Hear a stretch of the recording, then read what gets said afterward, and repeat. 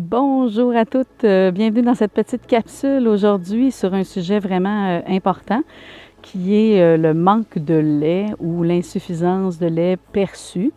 C'est important cette petite capsule-là parce qu'en fait, je constate qu'il y a beaucoup de mères qui doutent tout de suite et rapidement après l'accouchement de leur production de lait. En fait, il faut laisser le temps, il y a différents facteurs là, qui entrent en ligne de compte. Si vous avez reçu des intraveineux pendant l'accouchement, c'est normal, le bébé va perdre cette eau-là en surplus qu'il a reçu lui aussi à travers les intraveineux. Donc, il n'y a pas de panique à bord, il y a toujours cette règle du 10 %. Mais en fait, c'est plus de regarder comment le bébé boit et aussi de s'assurer que le fameux méconium est expulsé à la deuxième journée au plus tard. Si le bébé est encore en train de faire des selles de méconium à jour 3, bien là, on se pose des questions sur la quantité de colostrum que le bébé absorbe. Donc, c'est une lumière rouge à ce moment-là qui vient de s'allumer. Donc, voilà pour un des premiers indices qui pourrait dire que, pas que vous manquez de lait, mais que le bébé a peut-être la difficulté à bien téter puis à être efficace au sein.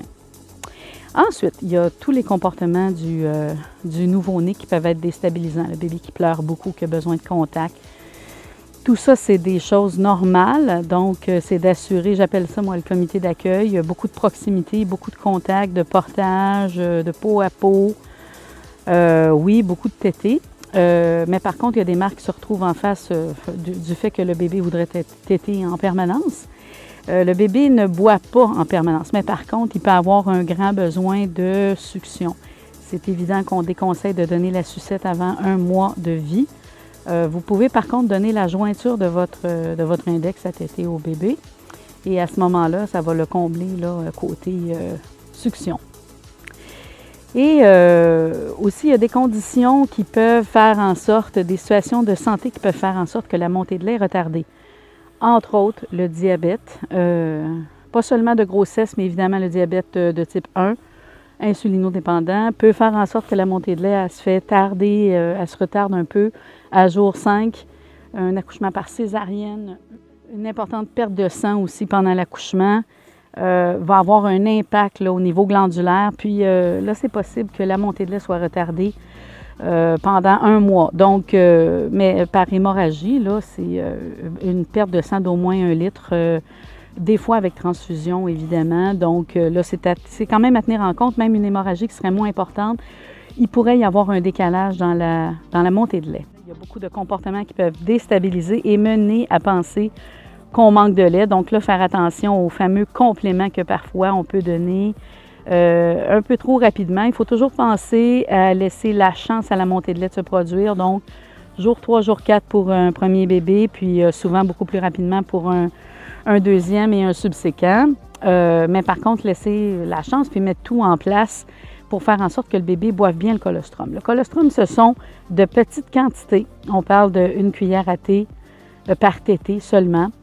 Donc, vous pouvez exprimer votre colostrum à la main si vous suspectez que le bébé ne boit pas bien, puis lui donner à boire à ce moment-là avec une petite seringue ou directement avec une cuillère. Donc, ça, c'est une possibilité pour s'assurer qu'il boit plus. Faire vérifier toutes les questions autour du frein de langue, la succion du bébé. Certains bébés peuvent avoir des réflexes de succion plutôt faibles.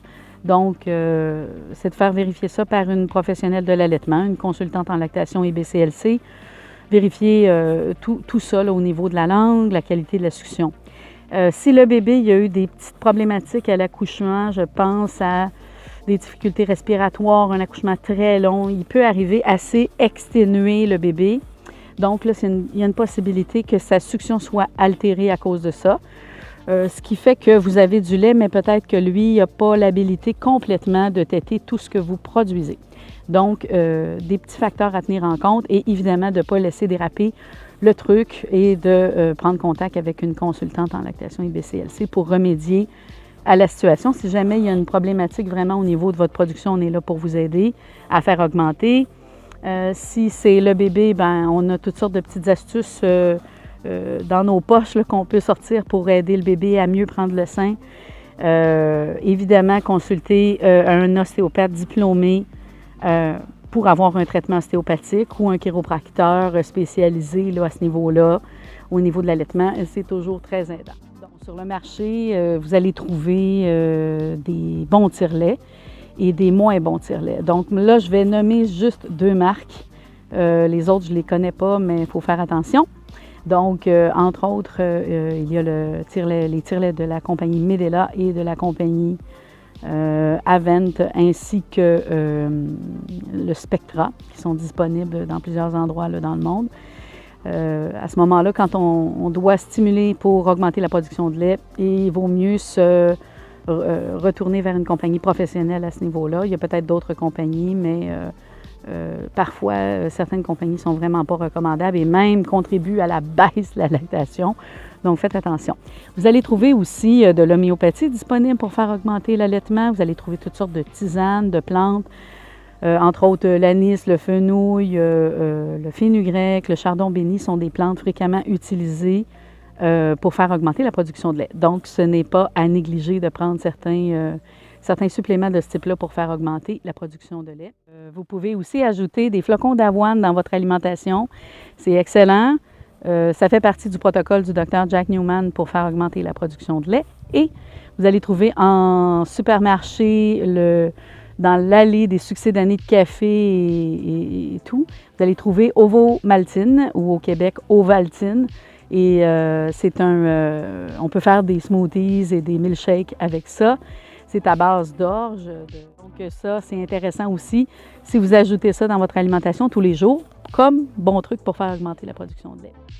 Merci beaucoup d'avoir été à l'écoute de cette capsule et je vous dis à la prochaine. Bonne journée à tous.